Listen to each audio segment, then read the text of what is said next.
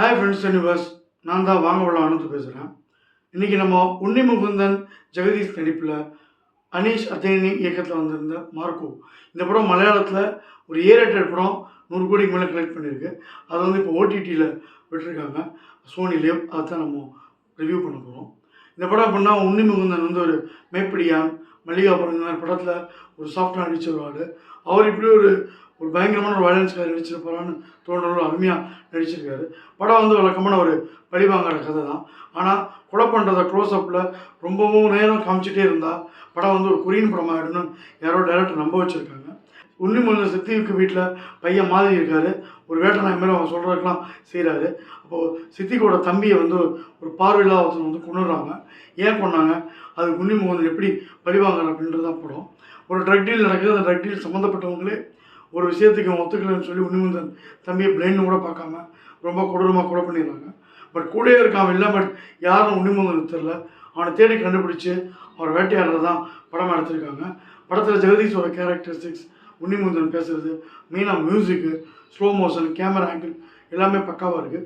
ஒரு பிகினிங்லேயே வந்து உன்னி முகுந்தனை வந்து ஒரு வேனுக்குள்ளே நாயோடு அடைக்க இவர் கடித்து நாயை கொண்டு வெளில துப்புறாரு. அதுலேருந்து படத்தோட ரணகலம் ஆரம்பிக்குது. ஆனாலும் கொலை பண்ணலாம், அது எந்த ஒரு பிரச்சனையும் இல்லை, ஏசிடேட் கொடுத்தாச்சு. ஆனால் வெறும் அதை மட்டும் ஒரு ஸ்லோ மோஷனில் நடந்துக்கிட்டே இருந்தால் போதுமா, படத்தில் வந்து நம்ம ரசிக்கிற மாதிரி வேறு எந்த காட்சியும் இருக்க வேணாமான்னு டைரக்டருக்கு தோணியிருக்கணும். ஏன்னா படம் ஃபுல்லாக கொலை பண்ணுறாங்க, குத்துறாங்க, கடிக்கிறாங்க, ஆடியன்ஸ் நம்மளையும் சேர்த்தே கொலை பண்ணுறாங்க.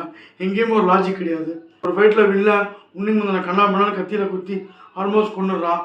அடுத்தது மெடிக்கல் ஹாஸ்பிட்டலுக்கு போய் எதனா உடம்பை தேய்ச்சிட்டு வருவான்னு பார்த்தா 2 தம்ஸ்அப் எடுத்துகிட்டு தண்டா எடுத்துகிட்டு வந்து இமீடியட்டாக வில்லனை போய் கொள்றாரு. வில்லன் வந்து கொலைகாரங்க எல்லாரையும் கொண்டுட்டு இவன் வந்து நம்ம பழி வாங்கணுன்னே விட்டுறான். அவர் அதுக்கேற்ற மாதிரி கோட் ட்ரெஸ்ஸை போட்டுட்டு ஸ்லோ மோஷனில் போய் பழி வாங்குறாரு. இந்த அனிமல் இதெல்லாம் கூட பயங்கர வயலன்ஸ் வந்திருக்கு. அதில் கூட பெண்கள், குழந்தைகள் இவங்களுக்கு எதிராக ஓரளவு வந்து கொஞ்சம் சாஃப்ட்வேரை காமிச்சிருப்பாங்க. இதை குழந்தைய அப்படியே கழுத்தில் வச்சு கொள்றான், வயிற்றுலேருந்து குழந்தைய எடுக்கிறான். இதெல்லாம் அப்படியே ராவாக காமிச்சிருக்காங்க. ஒரு கொரியன் படத்தில் கூட இப்படிலாம் காமிச்சாலும் ஒரு எமோஷன் இங்கே நம்மளை கனெக்ட் பண்ண வைப்பாங்க. படம் ஃபுல்லாக ஒரு த்ரில்லிங் ஃபேக்டரும் இருக்கும். இதில் எந்த இளவுமே இல்லை. கடைசியில் இளவு வீட்டுக்கு போன மாதிரி வீட்டை கழுவுனான்ற மாதிரி அவ்வளோ ரத்தம், படம் ஃபுல்லாக ரத்தம். ஜெகதீஷை கொள்வது, அவர் வெளில வெட்டிட்டு போகிறது, அவரோட போர்ஷன் வரும்போது இன்ட்ரெஸ்டிங்காக இருக்குது. லவ்வர் வந்து கடைசியில் இருக்கா, லவ்வராக கீப்பா ஒன்றும் தெரில, அவளே கொண்டு போட்டுறாங்க. அனிமல் அவ்வளோ வயலன்ஸ் இருந்தாலும் அப்பா சென்டிமெண்ட் இருக்கும். ஜானி மாதிரி படங்களில் கூட ஒரு நாயோட சென்டிமெண்ட் இருக்கும். அவன் டேக்கன் மாதிரி ஹாலிவுட் படங்களில் பொண்ணு சென்டிமெண்ட் இருக்கும். ஸோ எல்லா படத்துக்கும் ஒரு சென்டிமெண்ட் ஏதோ ஒன்று கனெக்ட் ஆகும். இது நம்ம எதுவுமே கனெக்ட் ஆகலை.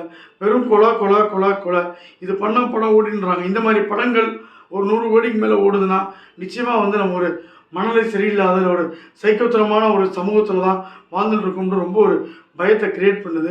அது படம் ஃபுல்லாக இருக்கும்பொழுது எங்கேயுமே வேறு எந்த நம்ம திரும்பி பார்க்குற அளவுக்கோ ஒரு காமெடியோ எதுவுமே இல்லாமல் வெறும் கொலையை மட்டும் மையமாக வச்சு கதையெல்லாம் தூக்கி போட்டு சதையை மட்டும் நம்ம எடுத்துருக்க இந்த படம் வந்து பெருசாக எனக்கு பிடிக்கல. நிறைய பேர் இந்த படத்தோட கிராஃப்ட்லாம் இருக்குது, இப்படி எடுத்துருக்காங்க அப்படி எடுத்துருக்காங்கன்னு தான் சொல்லலாம். பட் ஒரு வயலன்ஸ் வந்து ஒரு க்ளோரிஃபை பண்ணுற மாதிரி அது எந்த ஒரு விஷயம் நடக்குதுன்றதுக்கு ஜஸ்டிஃபிகேஷன் இல்லாத போது அந்த படம் ஒரு குப்பை தான். அதுமாதிரி மார்க்கும் வந்து பல குப்பையில் ஒரு குப்பையாக தான் வந்து சேர்ந்துருக்கு. வாங்கப்படம் பஞ்சலைன், மார்க்கோ மரண மொக்கை 1.75 ஸ்டார் ரேட்டிங். ரிவ்யூ பிடிச்சிருந்தா லைக் பண்ணுங்கள், ஷேர் பண்ணுங்கள். வாங்கப்படம் சேனல் பிடிச்சிருந்தா மறக்காமல் சப்ஸ்கிரைப் பண்ணுங்கள். நன்றி, வணக்கம், பாய்.